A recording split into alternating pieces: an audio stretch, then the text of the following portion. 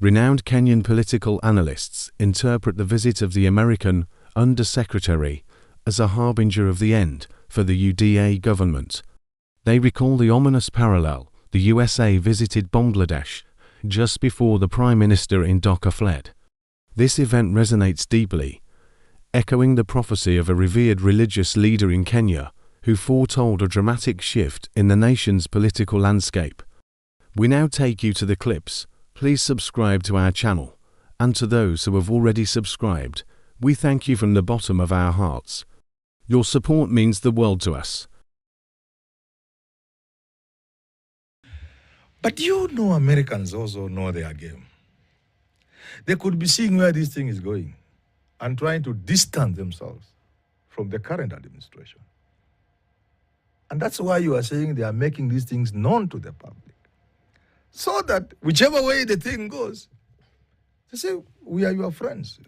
At the right time, we told you, you can now see. So they will remain your friends perpetually. Because even as they were receiving the head of state from Kenya, you mean they didn't know these things were happening? The level of intelligence they have is so high. They knew their human rights is getting too much. Take care. It could also be, huyu sasa mimi, wacha nijitenge na yeye, should kama katanuka. Pilato. Sasa yo mimi, me have nothing to do with this guy. And that's why I think we need to look for the bottom line. Mm. We are our own keepers and minders. We don't need America to come. You know, you mentioned Bangladesh. If you read what was in social media and what was being said, it is also said that these same Americans spoke to the Prime Minister and said, Madam, you, this thing, yeah, wewe, toka. Because it is said she was not listening to anybody. She was telling the police, hammer these guys more. She was telling her special unit, hammer. The military said, no, this, I don't know, this we're not going to do.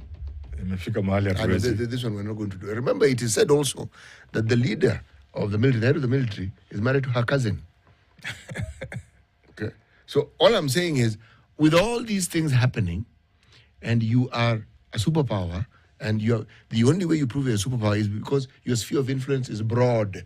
Yes. And when you move in a certain direction, you're listened to. Now, this is where I want to make my point. The Americans know how to look after their interest.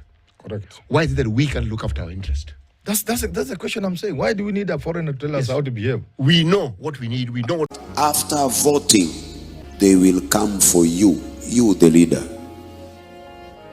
It happened in Algeria, Tunisia, Iraq.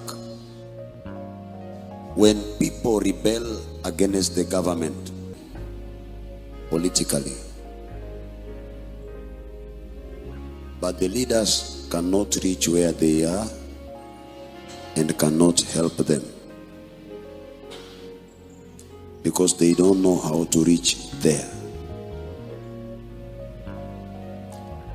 But these elders, they are waiting for the leaders to help them.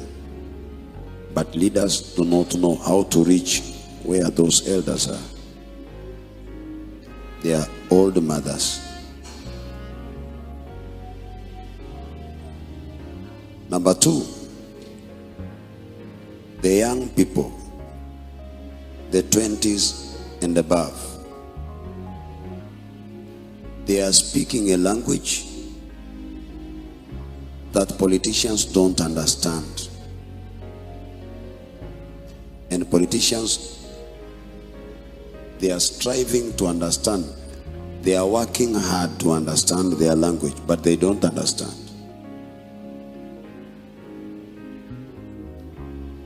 And still, both groups, the two groups, the older generation and the young generation, they are going to vote because it is their duty to vote. And you give them good words and they vote you in. And you don't give them what they want, and what they want you've not understood.